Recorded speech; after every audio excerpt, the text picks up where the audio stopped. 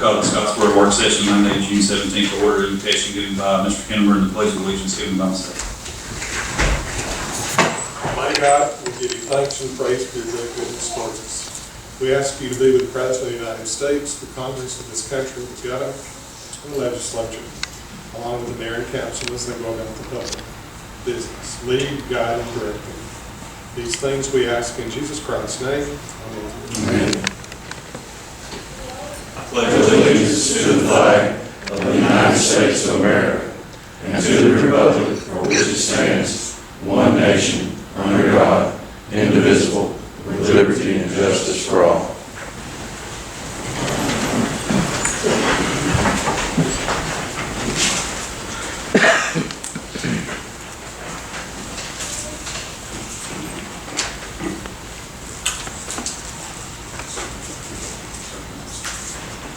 First item is to discuss the stop signs on Wynn Road. Garry, Steve.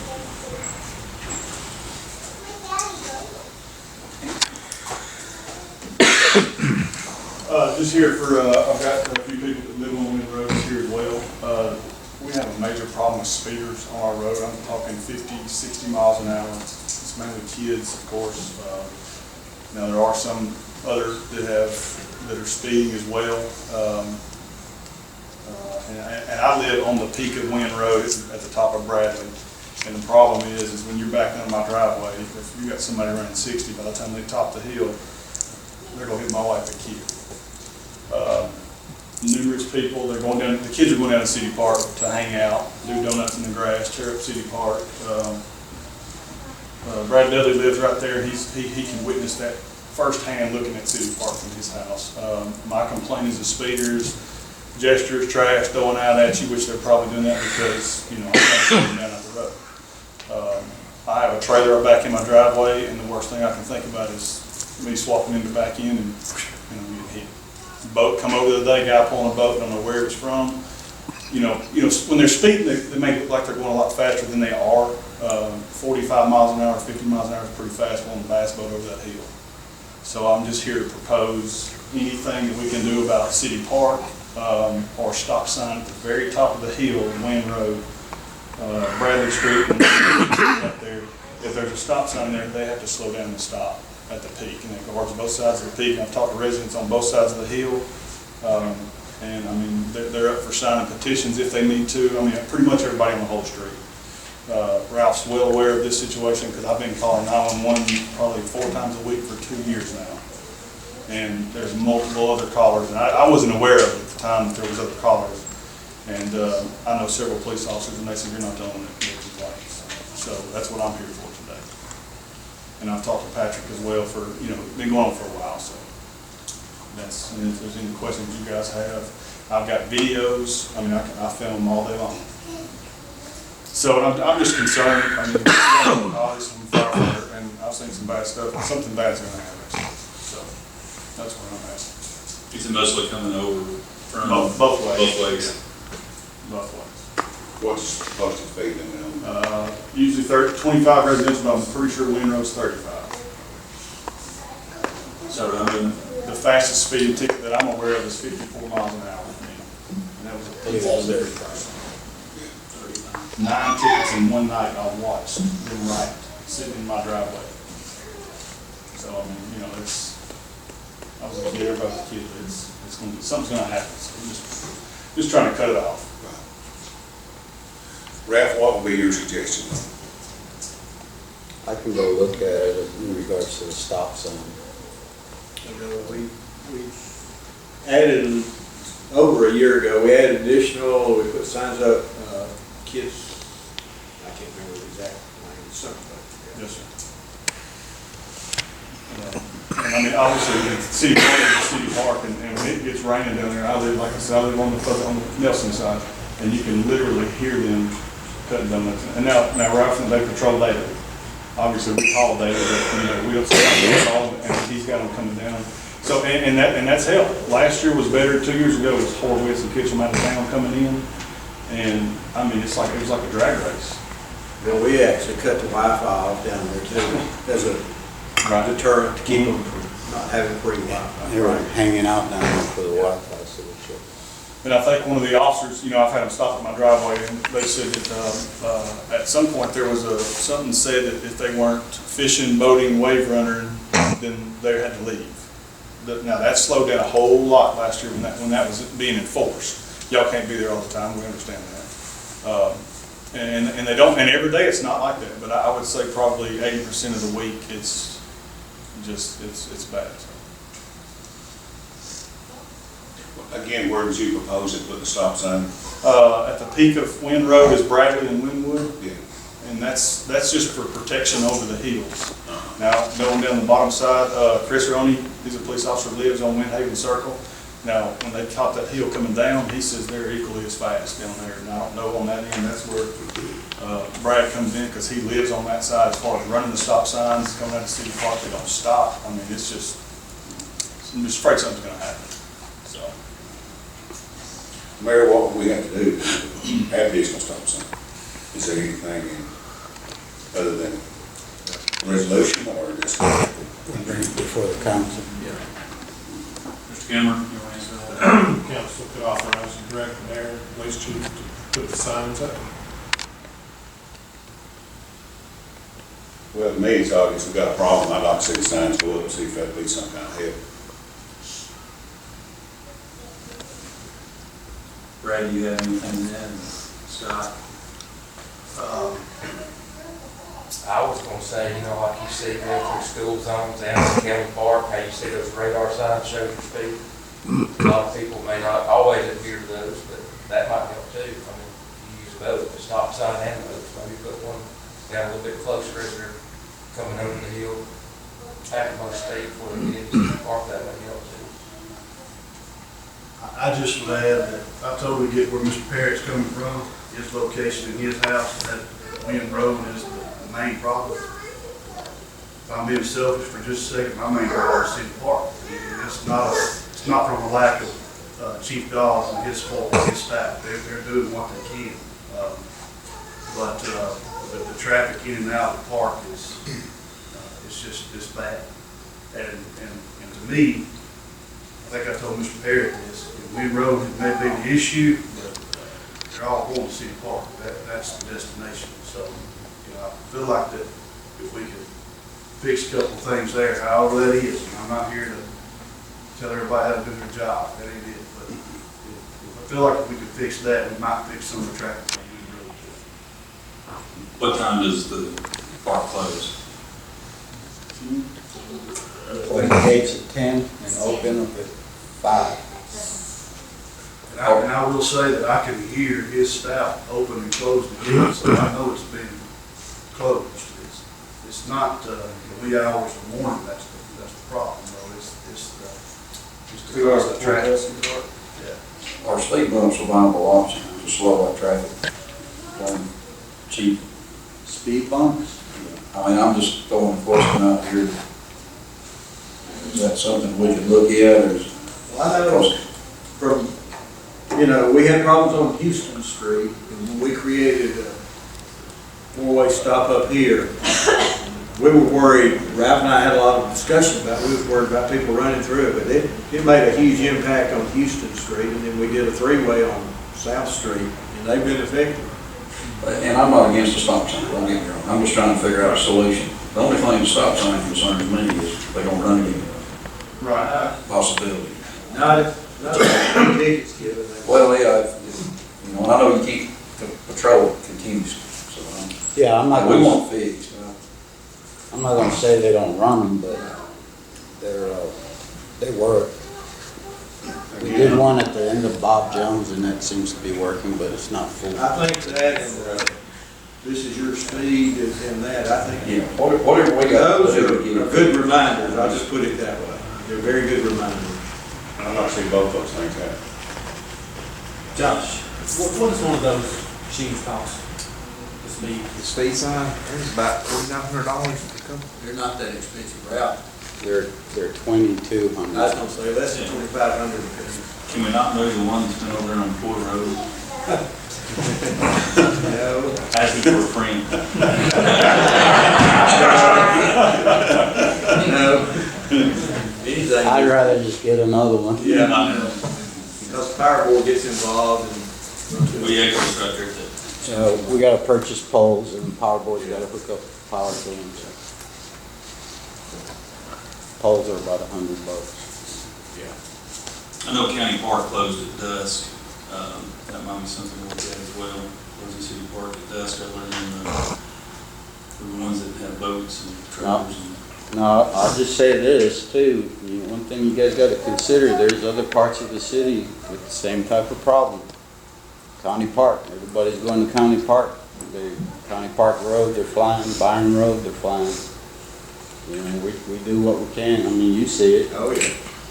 So, Done it for 40 years. yeah, you know what I mean? Yeah. It's, you know, there's a. Well, I get phone calls and I call you, and then I get a phone call thinking that, you know, they saw police down there, same way on County Park Road as well. Yeah. We need to come up with a solution. I think the stop sign and the digital speed sign are not expensive Will help. items, and it's an effort, a good effort. It'll help the conscious drivers Yes. that are trying to do the right thing. Yes. It kind of causes them to slow It's a down. good investment for what it costs. A real good investment to keep somebody getting hurt. If we detoured that side of Wynn Road, was gonna keep them from going from the others. It don't, but it's a lot curvier.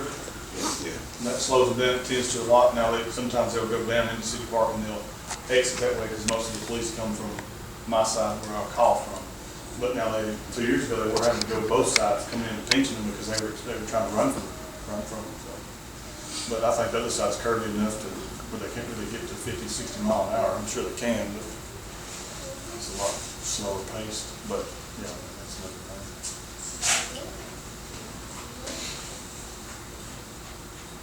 Anyone else have anything?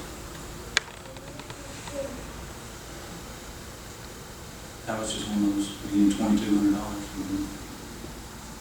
Last time we bought.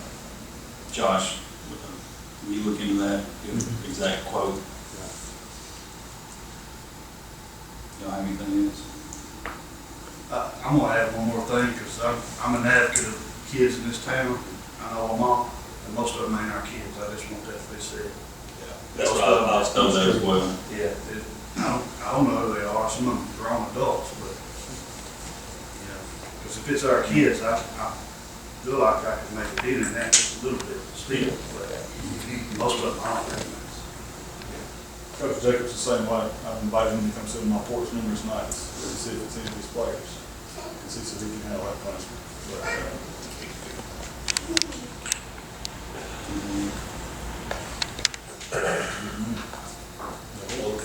Give him one of those. Okay, sounds good. Appreciate it. Thanks for listening. Thank you. I'm gonna have to go for, Yeah. thank y'all. Thanks, James. Yes, sir.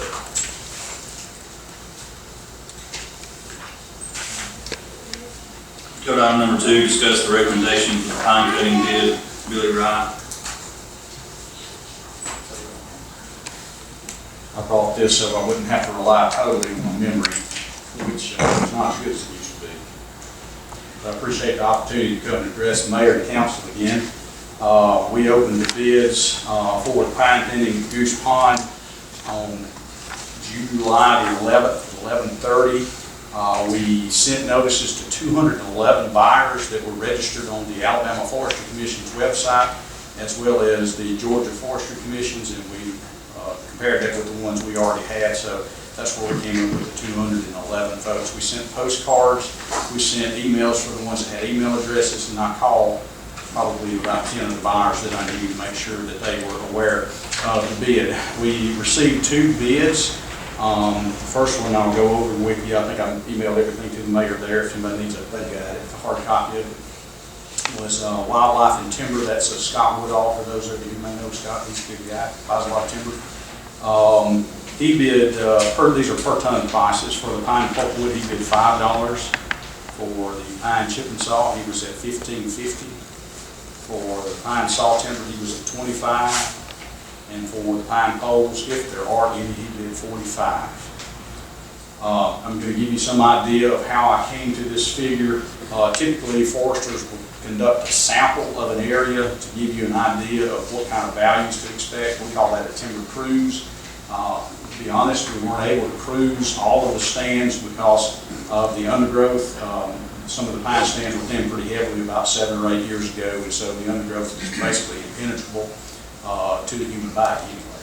And so what I did was I took a thin that was comparable to this one that we did in Colbert County for Gordon Fennell, good guy. He manages for quail, and so this is the type thin we're going to conduct for you guys. So if these volumes that we project are similar, and I think they will be, Scott's estimated total for the city of Scottsboro would be around $69,600.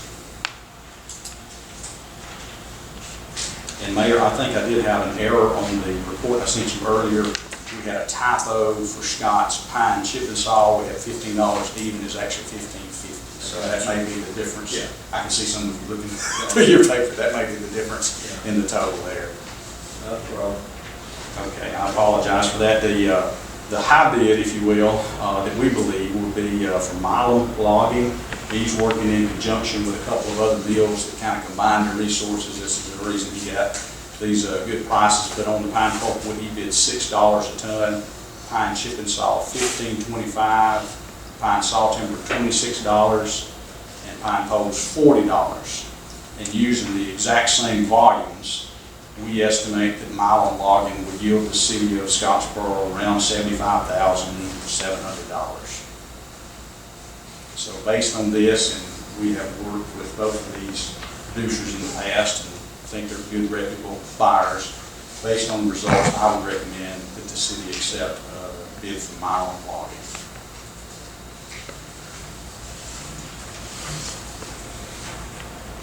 I'll entertain any questions. That is the quail thing. Yes, sir, that's correct. If they're awarded the bid, how soon will they start? He's not sure. He is going to have to finish up some of the harvesting he's on now, but in general, I'm going to say he's going to get on it relatively quickly because this is a wet area, and they'll have to conduct the harvesting, or as much as they can, prior to the wet season, which I usually account as the second week in November.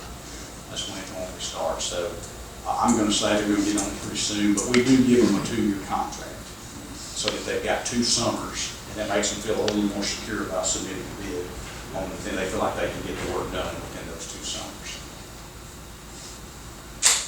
Any other questions?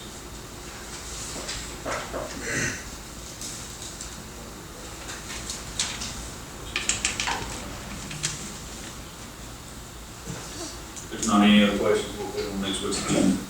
Thank you. Thank you. Thank you. Appreciate it. Thank you. Go to item number 3, public hearing, alcohol license for David C. Hayslip doing business at Scottsboro Quick Mart.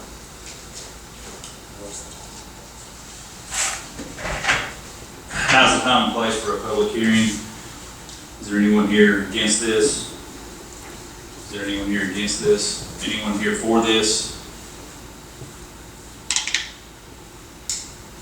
It closes the public hearing. We do investigative report, please. The applicant is David Hayslip, type of license retail beer and wine off premise. Establishment is Scottsboro Quick Mart located at 2307 South Broad Street. There were 2 businesses surveyed with no objections. The nearest church and school footage requirements are met. Cost application is in order, health, fire, and building inspections comply, and zoning verification complies. Thank you. We'll do this again next week, or we put on next week's agenda as well. Okay, So we'll vote on it. I'm sorry, what? I said Gustavo will be back here by then too.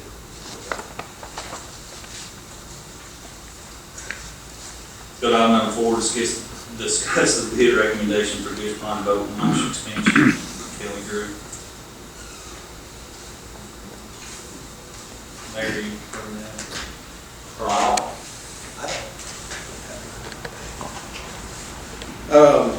When we had to rebid the project, as you know, and so when we rebid it, it still came in a little high, so met with the low bidder, And you got in your packet where it was value engineered for the boat launch and the floating dock, which are two different contracts. And so you can see the total project cost now is $496,454. The value engineering dropped at nearly $21,000.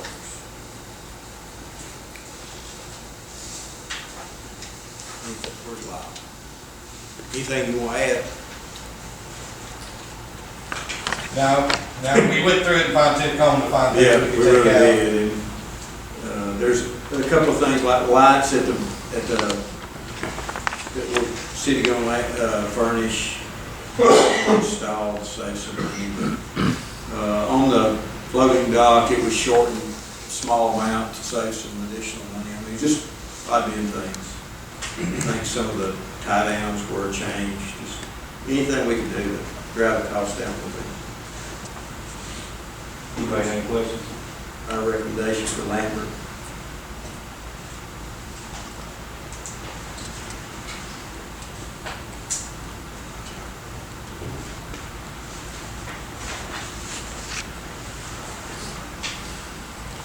Anybody have any questions?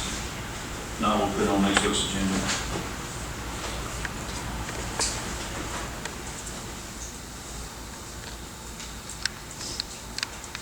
Go to item number 5, discuss the CDBG resolutions for demolition grant. Mayor. Okay, Lucas, we held a public hearing at 5:30 to discuss with anybody that showed interest the properties.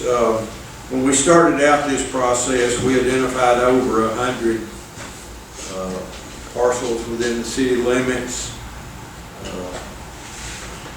Daniel Pierce, yeah, he's been our bulldog on this, but we've worked through with assistance of Water, Sewer, Gas, Electric Power Board, John Moses, myself, Josh. Anyway, it's sort of been a team effort. At the end of the day, we've got 24 properties that have signed off to participate in the grant. And you've got a map of those grants. You can correct me, but the grant has two categories. There's a $500,000 and a $250,000, and we're applying for the $250,000 component. Known as community enhancement, yes. It's a 80-20 grant. The city 20% can be in-kind services or cash money. We've got some city-owned properties on there too that would count towards this. And so we're just asking for the grant application has to be filed in July, so we're asking for your approval to move forward on the resolution. Any questions?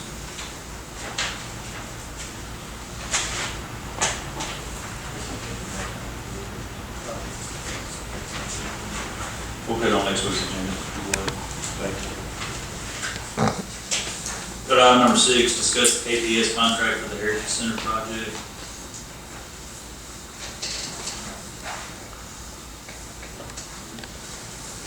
Yeah, Mayor.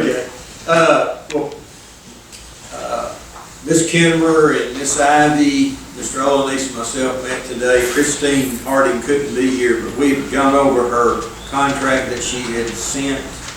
Of course, as Mr. Kimber had said earlier, it's a standard contract, but we identified 3 or 4 talking points that we need to get further clarification, so we're not ready to come forward with a recommendation to approve her contract at this time.